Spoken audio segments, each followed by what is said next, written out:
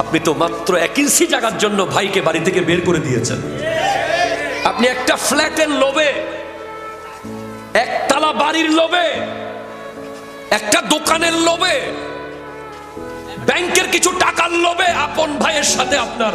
বছরকে বছর যে আজকে দেখা হচ্ছে না, আপনি কত কিছু হারিয়েছেন আপনি জানেন না। আমাকে যদি আল্লাহ শপথ করে বলছে, আমার ভাই যদি বলে ভাইজান এই সম্পত্তির কারণে আমি আপনার সাথে থাকবো না, আমি সব সম্পত্তি ভাইকে দিয়ে দেব, বিনিময়ে বলবো যে শুধু তোর দিকে তাকিয়ে যেন আমি হাসতে পারি, তুই আমার সাথে থাক, কারণ এটার মূল্য কি আমি জানি। এই জন্য ইলমে দ্বীনের কি মূল্য, যত কিয়ামত কাছে আসে, যত এই রঙিন দুনিয়া দেখি, তত কোরআনের আয়াত